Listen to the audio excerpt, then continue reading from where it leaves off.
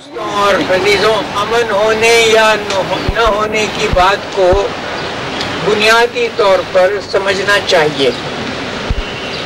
1947 میں پاکستان بنا۔ پاکستان بننے کے بعد باوجود ہے کہ بہت زیادہ خونریزی ہوئی تھی، لیکن ہندوستان اور پاکستان کے درمیان آنا جانا رہا۔ لوگ آتے تھے، جاتے تھے، تجارت بھی ہوتی تھی۔ 1957 میں میں خود اپنی موٹر میں واگا بارڈر کراس کر کے دہلی تک گیا۔ اس کے بعد فضا خراب ہونی شروع ہوئی اور 1965 کی جنگ ہو گئی۔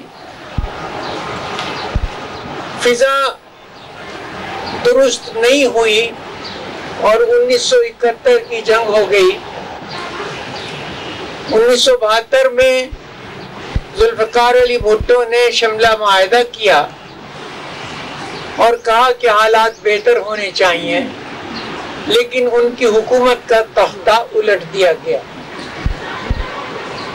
1994 میں ہم نے Pakistan India people to people dialogue کی بنیاد رکھی اور پھر آنا جانا شروع ہوا، جو اب ایک سیلاب کی شکل اختیار کر چکا ہے۔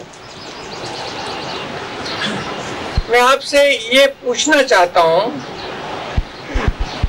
اور جواب بھی دوں گا اس کا کہ آخر یہ فیصلے کون کرتا ہے کہ اب آؤ جاؤ اور اب نہ آؤ جاؤ، اب جنگ کرو، اب امن کرو؟ جب ہم گیت گاتے ہیں ہم امن کے رکھوالے ہیں، تو دراصل تو ہم رکھوالے نہیں ہیں، ہم تو اپنی خواہش ظاہر کر رہے ہیں۔ امن کرنا یا جنگ کرنا ہمارے آپ کے ہاتھ میں نہیں ہے۔ ہماری حکومتیں فیصلہ کرتی ہیں اور آپ کو پتہ ہے کہ حکومتوں پر کون لوگ قابض ہیں۔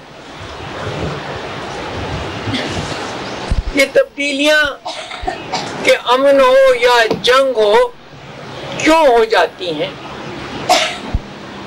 کس کے مفاد میں ہوتی ہیں؟ بھائی جنگ سے فائدہ ہوگا نا، جبھی تو جنگ کی جاتی ہے۔ اگر جنگ کرنی ہے تو پھر ہمیں کتنے ہتھیار خریدنے پڑیں گے، کتنی فوج بھرتی کرنی پڑے گی، ہمیں کتنے سخت قوانین بنانے پڑیں گے ملک کے اندر، اس کو پکڑ لو، اس کو پکڑ لو، اس کو پکڑ لو۔ ایک سخت نظام حکومت قائم کرنا پڑے گا، اور جب ہم سخت نظام حکومت قائم کریں گے تو پھر اس کا ایک نتیجہ یہ نکلے گا کہ ہم اور بھی امیر ہو جائیں گے، اور دولت مند ہو جائیں گے، اور ہم زمینیں لے لیں گے۔ فائدہ پہنچا نا جنگ سے۔ سرکاری ملازمین کی تعداد کتنی ہو گئی، فوج کی تعداد کتنی ہو گئی، ہماری عمارت بڑھ گئی، ہماری امریکہ سے دوستی بڑھ گئی۔ تو مطلب میرا یہ ہے کہ جب جنگ کی بات نہیں چلتی اور وہ لوگ چاہیں جو حکومت کر رہے ہیں کہ امن ہو، تو ہمیں اسے خامخواہ قبول نہیں کرنا چاہیے۔ جب وہ کہتے ہیں امن ہو تو اس کا مطلب یہ ہے کہ جنگ میں وہ اپنا نقصان دیکھتے ہیں۔ اب وہ ایسا امن قائم کرنا چاہتے ہیں جس میں ان کو فائدہ ہو۔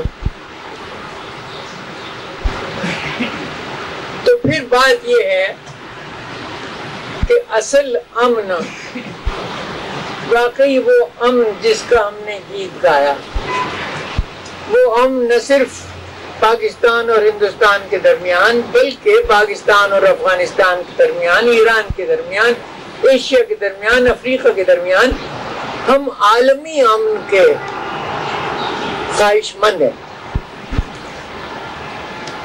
لیکن مجھے سچ بتائیے کہ جو لوگ ہم پر قابو پا کر ہمیں نیچے رکھ کے ہمیں دبا کر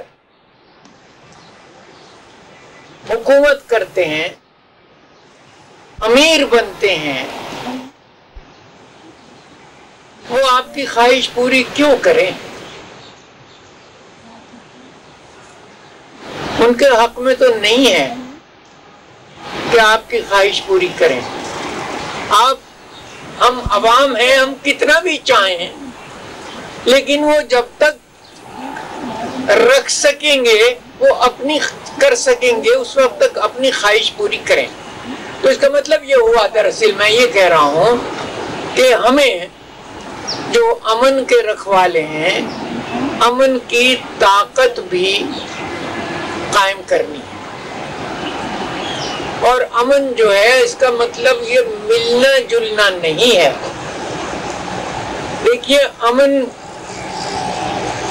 پہلے خواہش امن کی، ہندو مسلمان کی دوستی، پاکستان ہندوستان کے بہتر تعلقات پہلے بھی رہے ہیں، لگاتار 10 سال رہے ہیں۔ مثلاً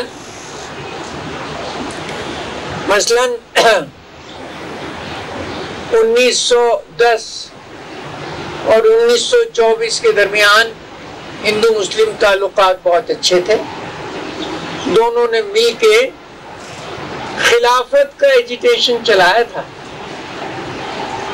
لیکن پھر کیا ہوا؟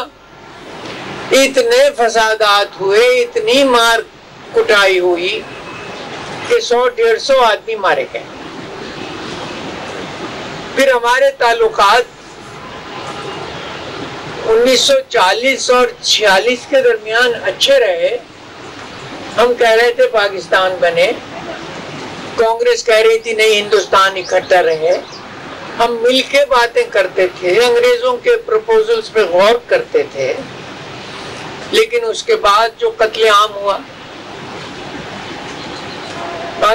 ایسٹ پاکستان اور ویسٹ پاکستان کے درمیان بہت سال اچھے تعلقات رہے، پھر دیکھیے کیا ہوا۔ وہ سب اس واسطے ہوا کہ ہم سمجھتے ہیں، ہم دھوکے میں آ جاتے ہیں کہ حکمران جو کہہ رہے ہیں وہ وہی ہے جو ہم کہہ رہے ہیں۔ دیکھیے، ہم کہتے ہیں کہ جمہوریت ہونی چاہیے، اس کا مطلب یہ ہے کہ ہم پر ظلم نہیں ہونا چاہیے، پولیس ظلم نہیں کرے، پٹواری ظلم نہیں کرے، ہمارے پاس مکان ہو، ہمارے پاس خوراک ہو، ہمارے بچوں کی تعلیم ہو، ہمارے خاندان کے لیے علاج ہو، اور پھر حکومت ہماری ہو، ہم اسے الیکشن میں ہٹا سکیں، الیکشن میں لا سکیں۔ ہم تو کہتے ہیں جمہوریت اسے کہتے ہیں۔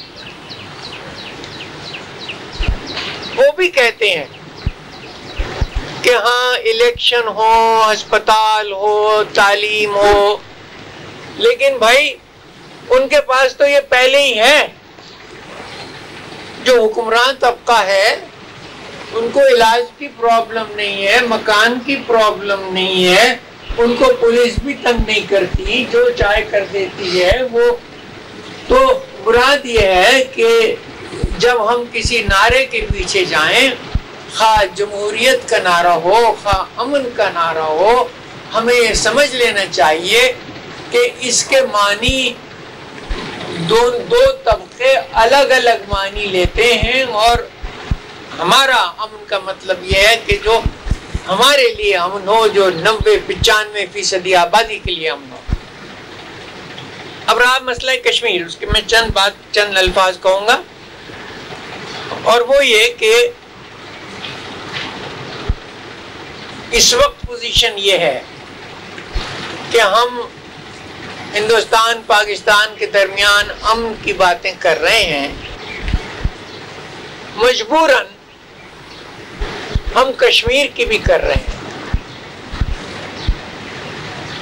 پاکستان نے پہلی بار ایک صحیح موقف لیا ہے کہ جو کشمیریوں کو منظور، کشمیر کا حل وہ پاکستان کو منظور ہے، لیکن یہ کہنا کافی نہیں ہے۔ بھئی کشمیریوں کو جو منظور ہو اس کا فیصلہ آپ نہ کریں، اس کے فیصلے میں کشمیریوں کو بھی شامل کرو، اور محض شامل کرنے سے کشمیریوں کے حق میں نہیں ہو جائے گا جب تک کہ آپ کشمیریوں کی طاقت نہ بنائیں۔ کشمیریوں کی طاقت تو ہم بننے دیتے نہیں، ہم ان سے بات ہی نہیں کرتے، ہم ان کو آپس میں ملنے جلنے نہیں دیتے، ہم ان کو ایک سیاسی پلیٹ فارم نہیں بنانے دیتے۔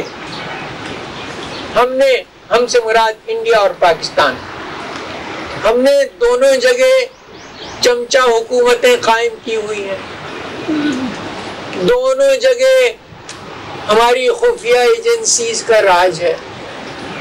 تو جب تک کشمیریوں کو خود فیصلہ کرنے کی سہولت نہیں دی جائے گی، اور جب تک ان کی ہم طاقت نہیں بنائیں گے، اور پاکستان کے لیے تو ضروری ہے کہ طاقت بنائے، کیونکہ کشمیری جو ہیں ٹھیک ہے پاکستان کا صوبہ نہ بننا چاہیں، بھئی پاکستان نے اپنے صوبوں کے ساتھ کیا کیا، ہم اپنے بلوچستان کے ساتھ کیا کر رہے ہیں آج؟ سندھ کی شکایتیں ہیں، سرحد کی شکایتیں ہیں، ہمارے اپنے پنجاب کے صوبے میں چھوٹی مطلب جو طاقت میں نہیں ہیں ان قومیتوں کی شکایتیں ہیں۔ تو جب ہمارے اپنے گھر کا یہ حال ہو تو کوئی دوسرا جو ہے وہ آسانی سے نہیں کہے گا کہ ہاں مجھے بھی اپنے خاندان کا ممبر بنا لو۔ لیکن اس کا یہ مطلب نہیں کہ وہ آپ کا دشمن ہے، یا وہ آپ کے خلاف کچھ کرنا چاہتا ہے، یا وہ آپ کے خلاف انڈیا سے مل جائے گا، نہیں، ایسا کبھی نہیں ہوگا۔ تو بس میری بات میں مختصر کرتا ہوں اور یہ درخواست کروں گا کہ خود سوچیں اور اپنی طاقت بنائیں۔ اب تک آپ نے جن پر اعتبار کیا ہے انہوں نے تو آپ کو اب تک کچھ نہیں دیا، اس سے سبق سیکھیں۔ شکریہ۔